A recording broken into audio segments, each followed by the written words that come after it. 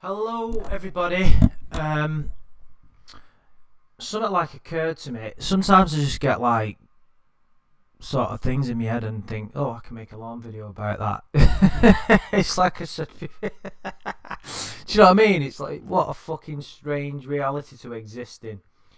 It's like I don't get like flashes of inspiration like this to write songs, which might actually make me some money and make something of myself. But anyway, partly in relation to that, I'm going through a pretty challenging time at work at the minute, to say the least, and it's got me thinking about the sort of situation that I'm in and a lot of self-reflection.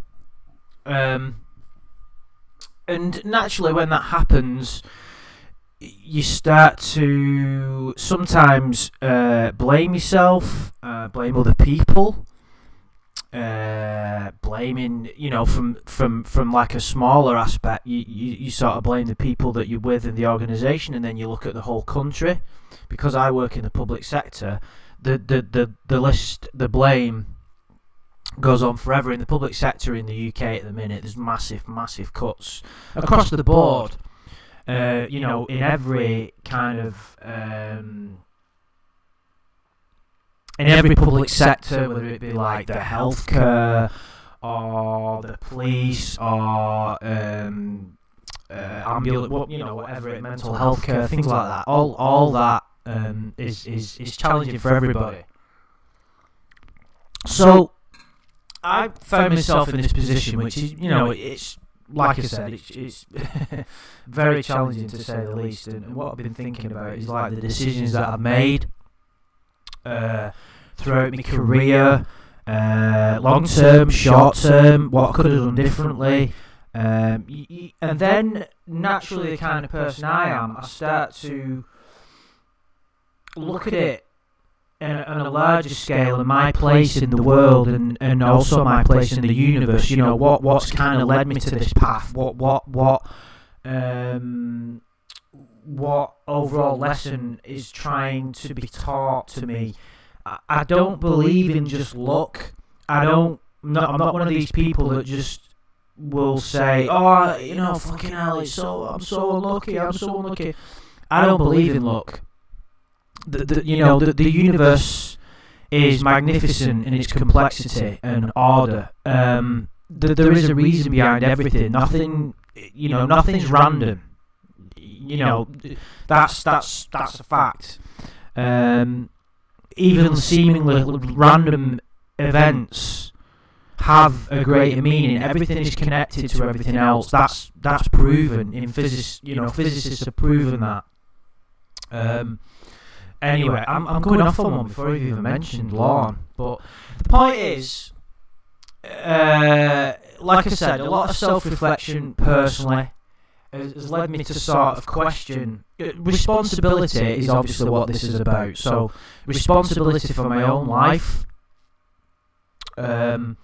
Me looking back at the decisions I've made and questioning those decisions, realising I could have done something else. So and also finding that balance of doing that and not condemning myself at the same time, because it's a really fine line. Because if you're in a challenging situation, it could be anything. It could be, let's say you're going through a breakup or a divorce, you're bankrupt, or you lose your job, or something even drastic happens, like a bereavement or something like that. That maybe, that's an extreme example, but you'll naturally,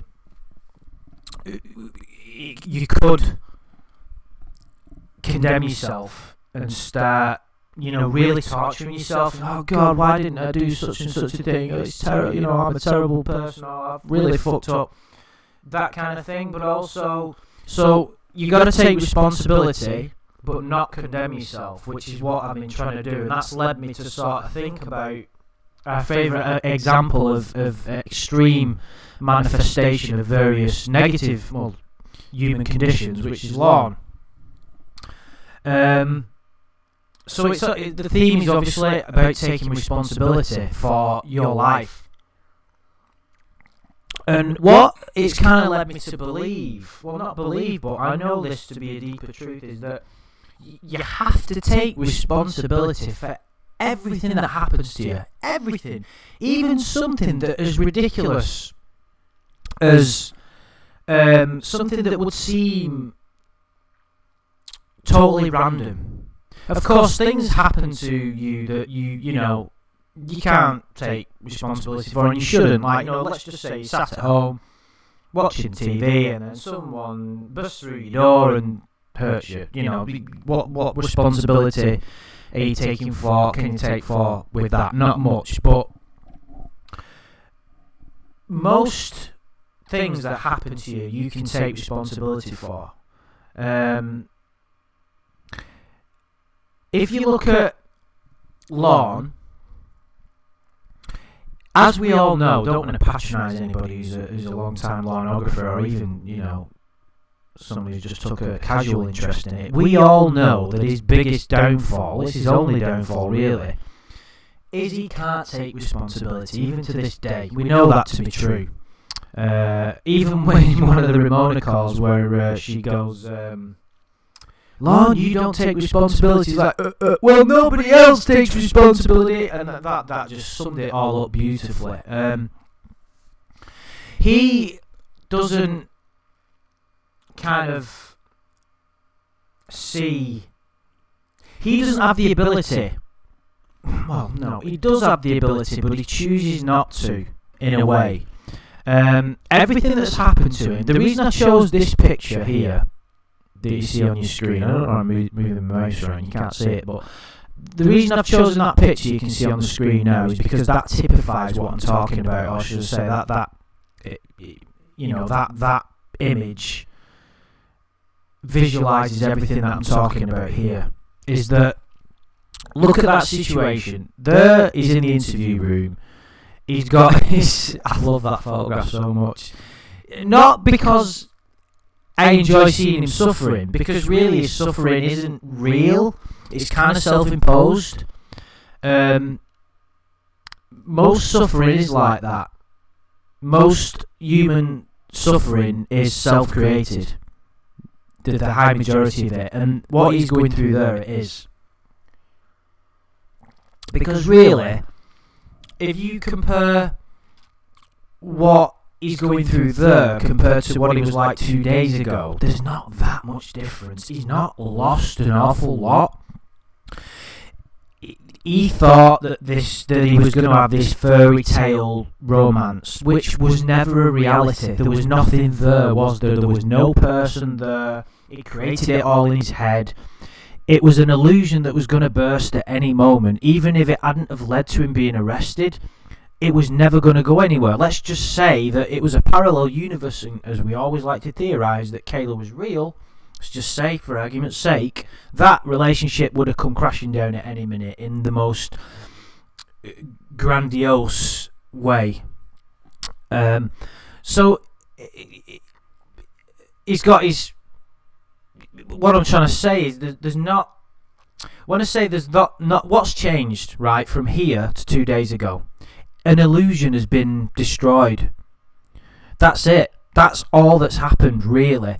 He didn't have anything to lose, and like I said, I'm not doing this to just to be evil and poke fun at it. Well, it's not evil to poke fun at him, but I'm just looking at it logically rather than just laughing at him for the sake of it. But there wasn't anything going on in his life, was there, at that time? He had no stable job, no stable relationships. He'd fell out with most of his family. He was on the run from scamming someone. He had no possessions, no particular skills. Obviously, psychological issues that needed to be dealt with. So, really, the only thing that's happened... There's nothing to lose. What has he lost? Lost his truck and his dog. The truck wasn't his anyway because he obtained that money through stealing. So you could argue it was never his truck to begin with. The dog, obviously, he will have had obviously a lot of us have talked about how sort of he doesn't treat the animals very well, and he doesn't treat them as well as what he should do. But there will have been a bond that he had with that animal. That's gone. So really, that's the only things that he's lost. But to him, here, his world's been destroyed because he created a false world, this crazy illusion that got him through a month of his life. Now, people do that in real, if you want to call them real relationships. People are in fickle as fuck relationships, which they believe to be real. People convince themselves that the other person is going to be answer to their problems, and that illusion gets burst, and that's what generally creates grieving or heartbreak, usually. So it's very, very common. But obviously with this, there wasn't even a real person there. That's what makes all this. That's why I'm talking. But that's why you're listening to this now. That's why this makes it an interesting case. So really, what's changed in the last 2 days? Fuck all. His illusion's been shattered. So something that wasn't real has just been exposed. Nothing's changed really. But yet, as I've said, to him, it's the end of the known universe, because his universe never existed. If you get what I'm saying. So, head in hands, crying. The reason I chose that is because he's not taking, at that moment there, he's not taking responsibility for anything. What he's choosing to do is, he's a victim, right? He has been wronged in every way possible. He was given this romantic love, this beautiful love, or what he believed. You see, this is the thing. This is what's so fascinating. This magical fairy tale that he created, of course, was never real in any way. It was all a complete illusion, which is why he doesn't really remember any of it, because there was nothing tangible there, was there? If you look back to your first ever proper heartbreak, romantically or whatever, you'll never forget that. You'll never forget that pain. You'll never forget the nice times that you had. It will be ingrained on your soul in a way, and it'll shape who you are.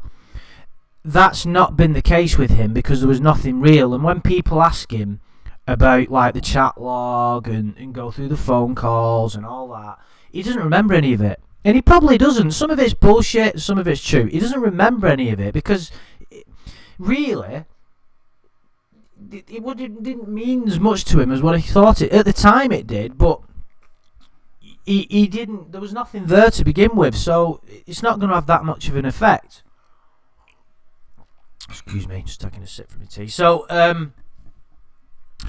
he's decided now, thinking on that picture now, if you look at it, he's a victim of the world. He's a victim of circumstance. He's a victim of having his heart broken, getting arrested.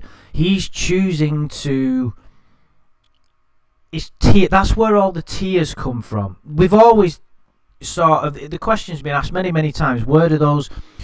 What's the underlying reason that he cries so much? Is it because he's grieving for his lost love? Is it because he got arrested? I think it's his defense mechanism, which is rather than taking responsibility for his situation, he's crying because he's a child who's had his toy stolen. I've had my toy stolen, I'm going to cry. It's a childish response to something. Something's gone wrong, tears come. We know that has happened it happens so many times during the calls and the Ramona calls, crying.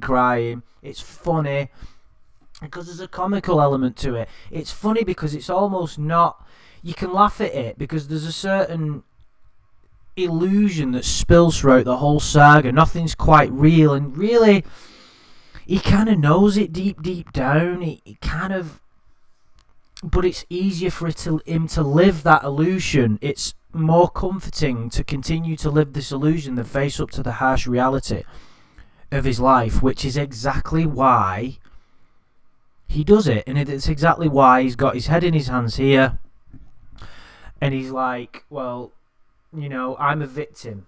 He loves this victim mentality, and as a lot of people do, especially nowadays when there's this massive blame culture. You know, I slip and I'm gonna sue such a body. You know, there's massive blame culture, and we all know that, don't we? But it's a very dangerous thing on a personal level. So here, when you see this picture here, it's a great picture because it's basically someone found himself in the most ridiculous circumstances, but not taking a shred of responsibility for it. And if you look at some of the other police interviews that To Catch a Predator Spawn, if you look at one of the more well-known ones, James Clyne, you know, the ones with all the funny prank calls, like, hey, how you doing? That's fucking funny then. I'm going to be there about 7 or so. You see, that's so funny then. But anyway, when he's having his police interview, he sits upright, no tears, he's obviously pissed off, but he takes responsibility. There's obviously not total responsibility, because I understand, from what I remember, he tries worming his way out of it a little bit, but that's just self-preservation. You can't really blame those people for doing that to a certain degree. They're fighting for their lives, basically. Of course, if you were going to behave exactly how you should, you would admit it totally, and you say, you know what, I did it. I need to learn my lessons. I need help, but I need to take responsibility for my life. I'm clearly a bit sick-minded. I'm going to get help with that. But how many people are going to do that? It's not part of the human condition, because we are run by our ego, and your ego wants to survive, and it's an illusion. Your ego is an illusion, and it's kind of an entity within itself. You know, the self-talk in the head, that's the false self. There's like two of you, really. But anyway, that's why very few people will do that, because your ego wants to survive, and if it totally admits its fault or errors, it kind of dies, really, and it can't afford to do that, because it's the end of itself. And that's exactly why Lorne was in this position, and he continues to be. Now, the interesting thing about the Lorne saga is there's a lot for him to get his teeth into with regard to not taking responsibility. He can point the finger at NBC and say that we're improper. He can point the finger at at the decoy and say she's dishonourable. He can point his finger at his family and say they made him do these terrible things by not making his meatballs. He can point the finger at Chris Hansen and say he was deceptive. He can point the finger at the perverted justice people and say that their motives were dishonourable. He can point the finger at his defence counsel and say they didn't explore the defence of entrapment. He can say that it's morally incorrect because they took advantage of a vulnerable person. There's so much for him to get his teeth into, and that's exactly what he did. At no point did he take responsibility for anything, apart from when he was at court and when he pled guilty. And the only reason he took responsibility at that moment is because he knew that he could get done for the offence of child pornography, because that's, you know, the camera and all that. So he knew it was in his best interest at that point to plead guilty, take a lesser sentence, so he didn't get in there for 10 years. And then as soon as he got sent down, it was victim mode again. It was, I'm going to blame everybody else. And I think when me and Adam did a video with Sam Pendleton, who obviously played the therapist in the Ramona saga, if you want to call it that, he really put it well once and said that, he's a very clever guy. He said that, Lorne can't take responsibility because deep down he feels worthless. That's where all this stems from, a feeling of worthlessness. And if he takes responsibility, that worthlessness becomes exposed. And that means that he has to face up to that worthlessness and deal with it, and he can't, because it's too much. It's too painful. for him to deal with that. So because if he takes responsibility, he's admitting failings on his part, and that worthlessness will come to the surface because it's where it stems from. Do you get where I'm coming from? But yeah, if he continues to go down this path of playing the victim and not taking responsibility, it's the easy way out. It's not the best way, of course, because he's not learning, he's not growing, and he will continue to make the same mistakes, and he is continuing to make the same mistakes. And it's a difficult world to navigate. There will always be someone somewhere that will try and hurt you, as people are doing. There's no point going into it. All this contact with, that's for another. But I've said before, there's worse things that you can do to try and troll a sex offender. But from a personal, integral point of view, I don't understand why someone would feel the need to continually do it. I just don't get it. Surely there's better things for you to do with your time. Making these videos is fucking questionable. But anyway, it's for another time. So he chooses the easy path. The easy path isn't the best path. And he, that's why he's continued to, make these mistakes. So, could he have ever been any other way? This is the thing with Lorne. This feeling of worthlessness that is the meaning, this reason why he can't take responsibility. You've got to have a bit of empathy, and people, this is something that I've differed on opinion with a lot of people, and I understand it, because I'm not talking about feeling sorry for Lorne or anybody in that position. You should never feel sorry for anybody in that position. What a ridiculous thing. He's responsible. He had the choice to do better, and he never did. So of course, don't ever have sympathy.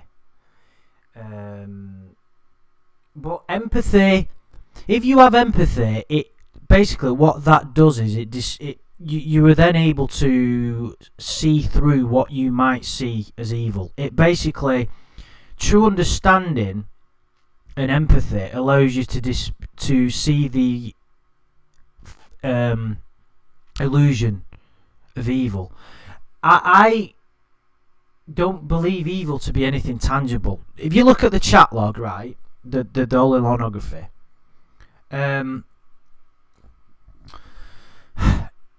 if evil has got any meaning and tangible quality to it, it's there.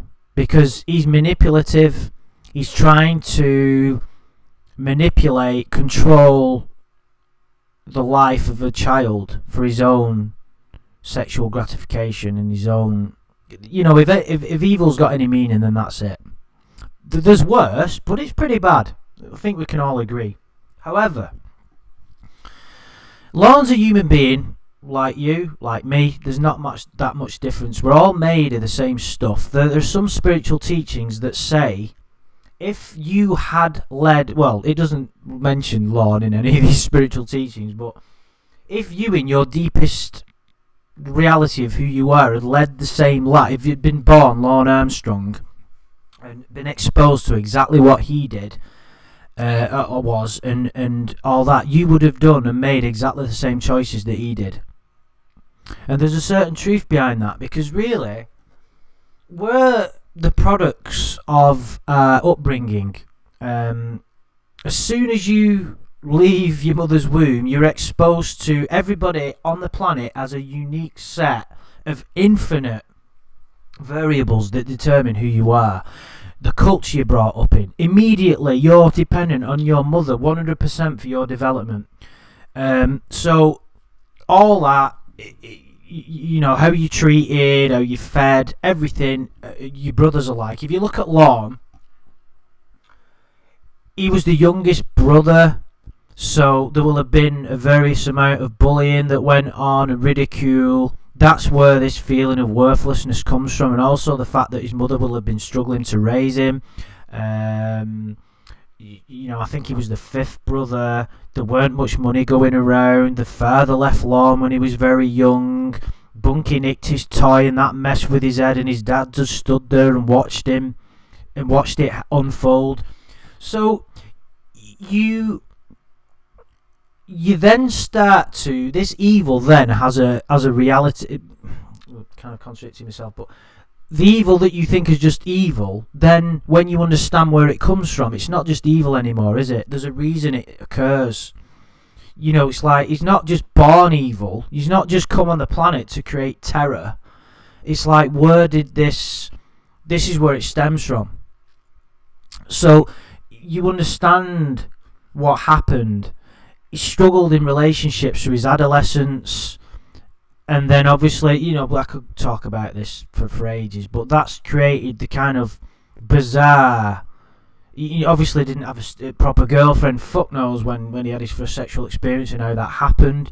But basically, he's had a disjointed and pretty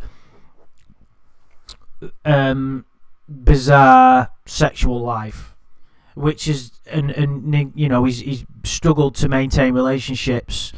You know, he'd been catfished before this happened, so it's created this. There is obviously some, I'm not going to mention it in any detail here, but the people who are well versed in Lorneography will know that there are certain claims made by him himself, things that happened to him when he was younger, which may explain some of the sort of bizarre sexual tendencies he had. Because if you look at the whole in Lorneography, it's not just a pervert. There's some pretty twisted stuff in there, which he's never got a grip of because he's never taken responsibility. But yeah, if you look at that, and then you look at the situation, and you can understand where it stems from. Now, people like to condemn people like him, and it's totally understandable. But once you understand where it comes from, you can have a little more. You can sort of dispel this evil and see it for what it is. Because the way I like to think about things like that, of course, there's some terrible things going on in the world. Of course, there is some really bad people, but the people that commit these things, they've kind of lost touch with who they are. You know, light. You know, that's why they compare the good. Good is the light and evil is the darkness. Now, darkness doesn't have any reality to it. Darkness is just dark. There's nothing there, is there? Going deep with this, as you can imagine, but don't like it. You know, light has a tangible quality to it. Light is created by photons, which come from the sun, or any kind of something that, you know, even unnatural light creates photons, which create light. The absence of that is darkness. Now, what is darkness? There's nothing there, is there? There's no tangible quality to darkness. It's just the absence of light. It's the same with evil. That evil appears when the light's gone. So what is it? It's someone who's lost contact with who they are at the deepest level. With all the sort of, read a lot of philosophy and spiritual teachings, and that doesn't account for everything that is. There's a book that I read by Neil Donald Walsh called Conversations with God, and it's book 2. And he basically, one of the parts of that book says that certain people, certain souls, if you want to call them that, I don't want to use that word, but certain souls, if you will, come down to fulfill a role in the world, and that role is to be what we might define as being evil. So they're choosing to do it because everything has its place. There's some terrible things that happen on an individual level. You know, how could you ever account for someone for losing a child? It's just the worst thing. But everything has its place. Everything. You know, there's no accidents in the universe. The universe isn't mad. Only humans are mad. I wouldn't go and tell this to somebody who lost someone in that situation. But you know, it's an interwoven pattern. We can't have the way the world is. It could never be any other way. We couldn't have we couldn't all skip in fields and sing beautiful songs all the, because you've got to have polarities: hot, cold, up, down, good, bad. It's to exist on the plane of polarities that make us who we are. How would we know the good unless we'd experienced the bad? And that's why we exist in the way that we do, and it's the only way that we can grow. When we go through bad times, we see the light at the end of the tunnel. To experience pain is to grow. That's exactly why Lorne is like he is, because he always chooses the easy path, because he can't face up to this worthlessness. Now, have understanding. And it's like, when the ongoing trolling, and there's people that, I'm friends with who say he deserves everything he gets. Of course, from one perspective, yes, because he's responsible for his own decisions, and he chooses to take the easy way out, not take responsibility. And of course, he's going to continue to get trolled. And it's all up to him. But he doesn't know any better at the minute. His level of consciousness isn't high enough that he can that he can behave in any other way.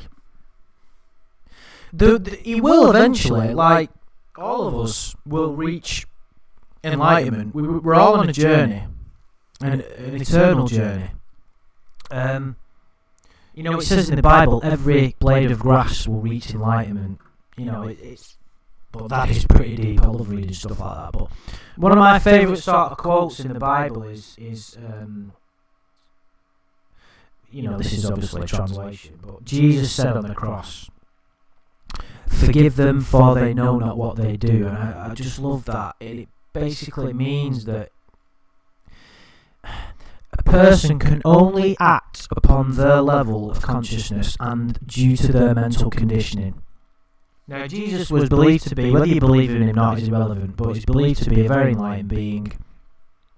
And he only did good, or what might appear as to be good, and healed the sick and spread the word of God.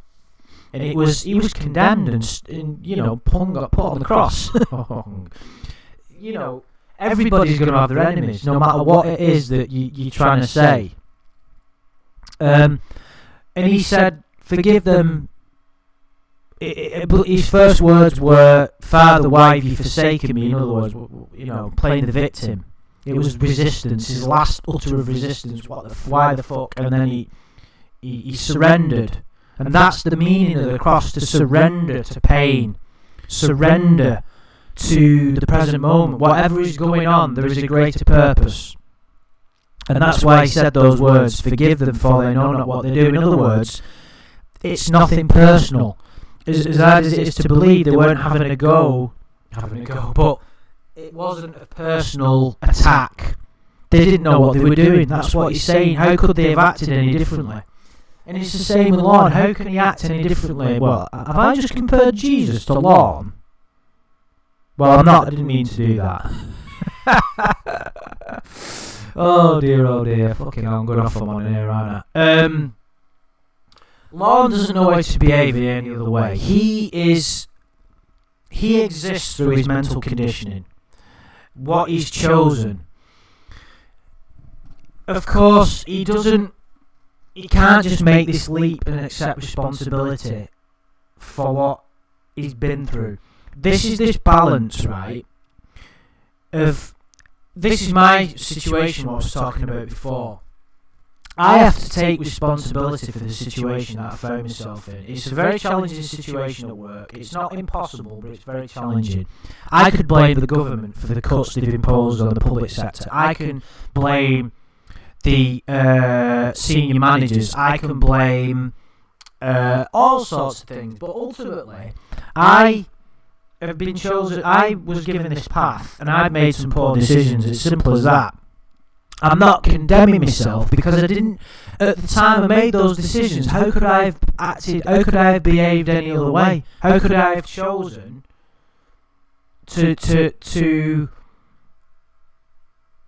make a different decision? Because there was an inevitability behind that. All the universe conspired to put me in that position. Free will isn't as free as what we think it is. really, we're all kind of conditioned animals running around. It's fucking weird. You know, we're not. The only free will we have is really when you get in touch with your deeper self, which you can do through consciousness work, meditation, stuff like that. But ultimately, I've got to take responsibility for everything that I did. All the decisions I made, which were some poor ones, to put me in this really challenging situation. But I don't condemn myself. I'm not punishing myself for those decisions, as I said, because I couldn't have behaved any other way. You know, even, it's like Snoop, would you? But I was reading one of his books, and it was a book about him, not a book he wrote, but there was like, when he did his earlier videos and his earlier music, he was very like detrimental towards women and called them hoes and all that kind of stuff.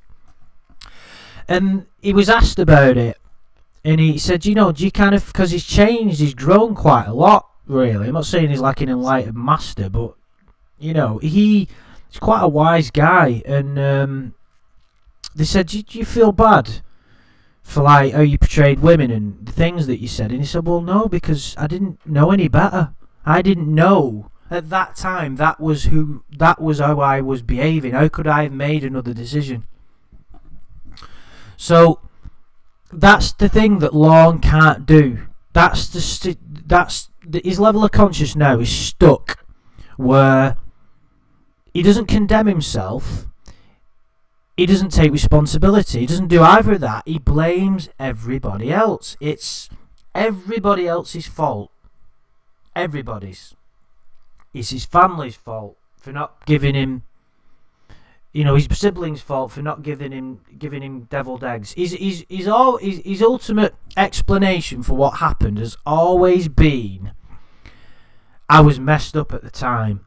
But rather than say I made some poor choices, it's, no, I didn't make poor choices. It was my brother's fault for not making me deviled eggs. It was my sister's fault for not making me the meatballs.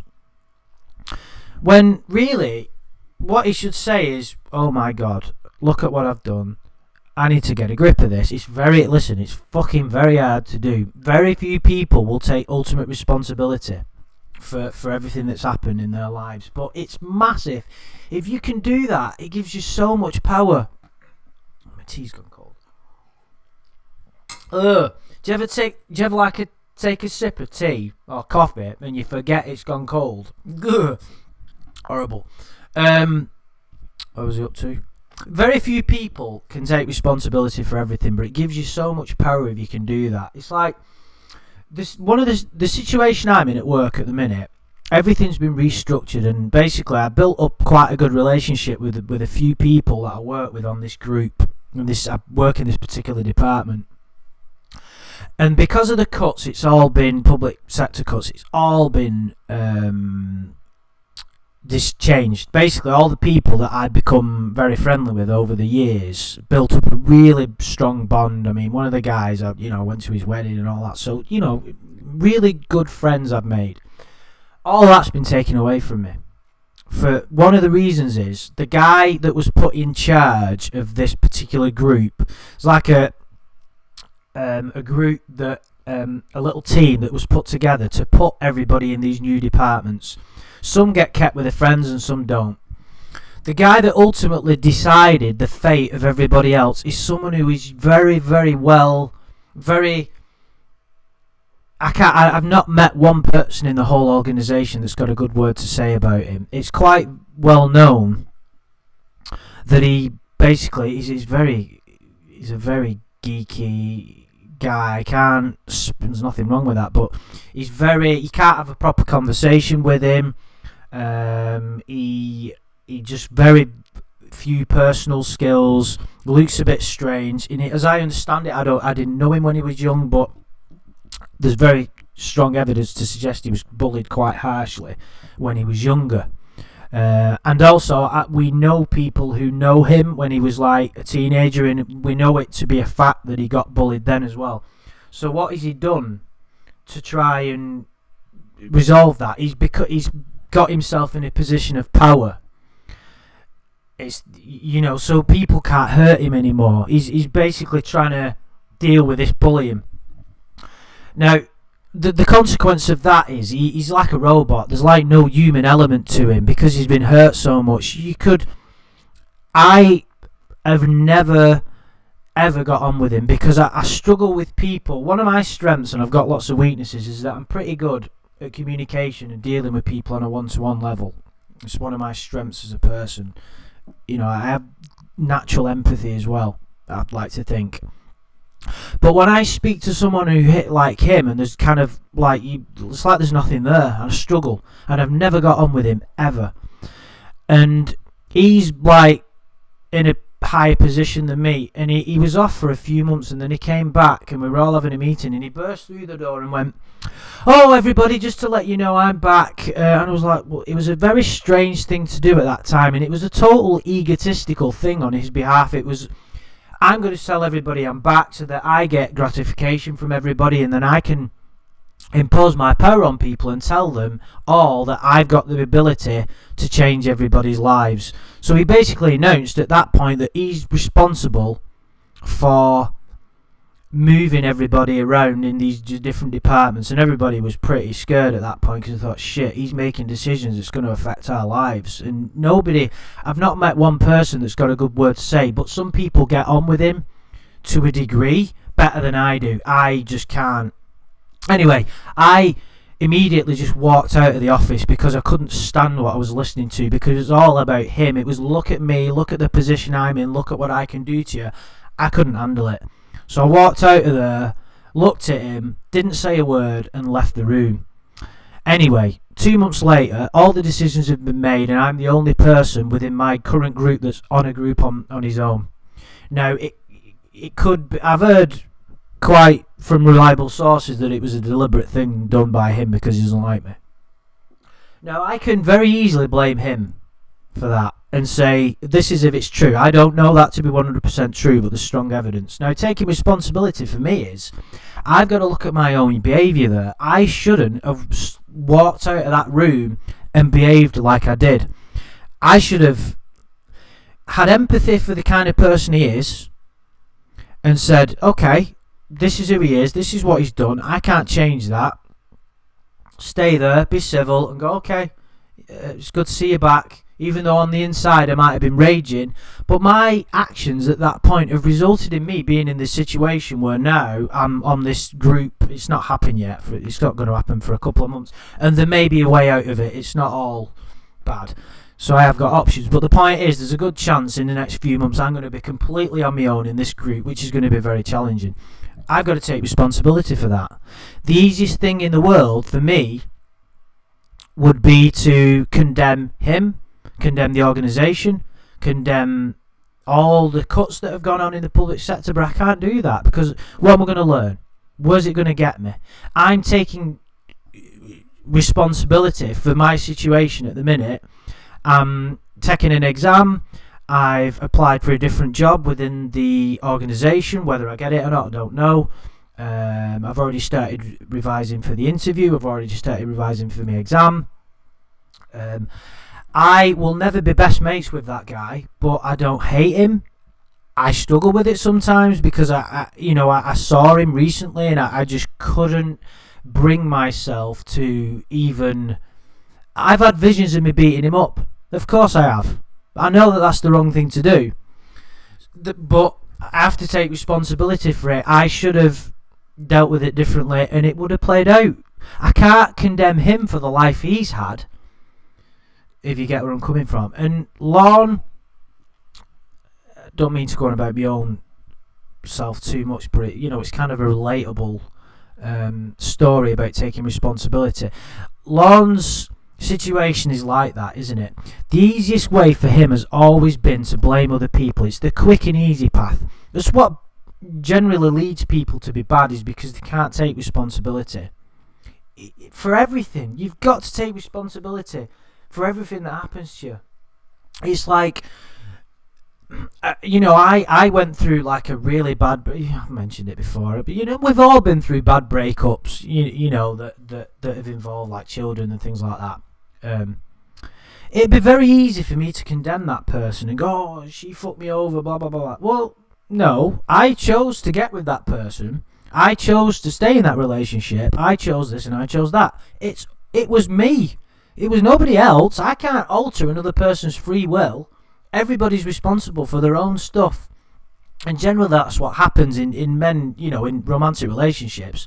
That creates the most drama and conflict that's ever been seen on the planet.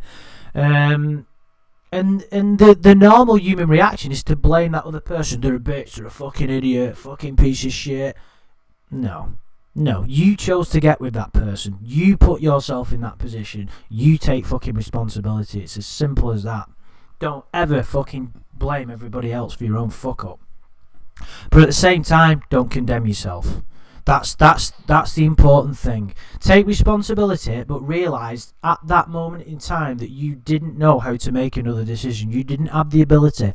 You didn't have the level of consciousness. And that's what we should all do. That's what I do.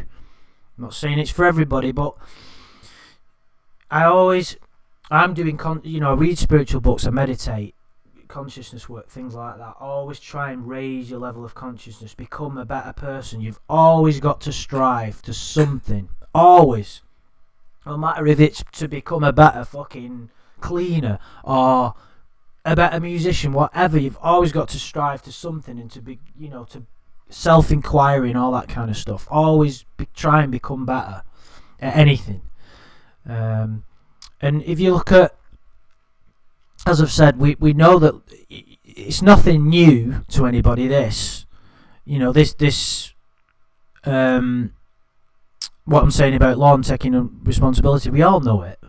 We all know that that's the number one reason. But there's so many life lessons contained within it. That's why I love this photograph so much. It's like slouched down and feeling sorry for himself. Feeling sorry for yourself is the easiest thing to do, but it's also the most counterproductive. It's counterintuitive to not. It's kind of part of your ego to feel like that. Anyway, fucking hell, 47 minutes I believe. Right, I've really gone off on one, haven't I? So I hope that you've got something out of this. I hope you've enjoyed it. I don't usually go on for so long in these videos.